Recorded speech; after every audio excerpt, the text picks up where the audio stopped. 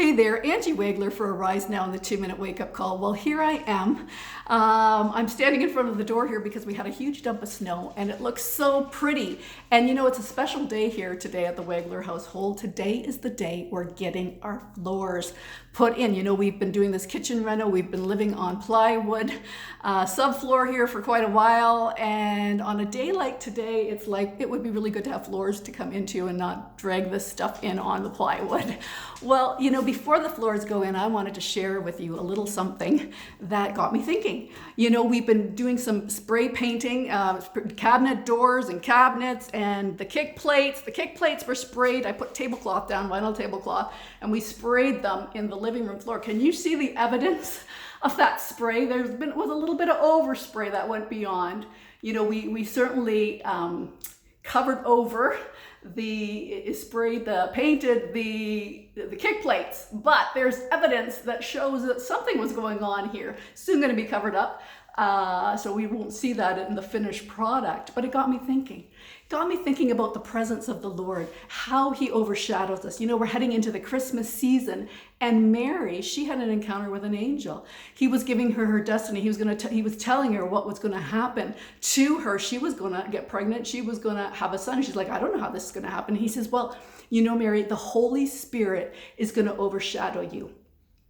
You know, when the Holy Spirit overshadows us, when the presence of the Lord overshadows us, not only does it cover us, not only does it change us, but it also changes the things around us.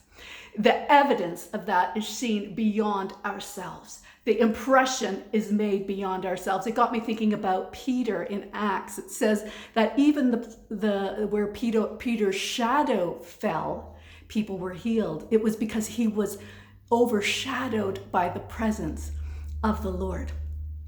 You know, this whole process with the kitchen renovation, it's been rather overwhelming at times. And I've had to remind myself that God's not abandoned me. He's still with me. He's overshadowing me in this process. And you know, when he overshadows, there's evidence of greater things beyond myself. You know, if you're feeling overwhelmed today, I want to encourage you. You know, the Lord's presence is near. And when he is near and he overshadows us, there is evidence of that not only in our lives, but around us. I want to share with you from Psalm 91. A beautiful psalm. I want to encourage you to read it. But it starts off by saying, he who dwells in the shelter of the Most High will rest in the shadow of the Almighty.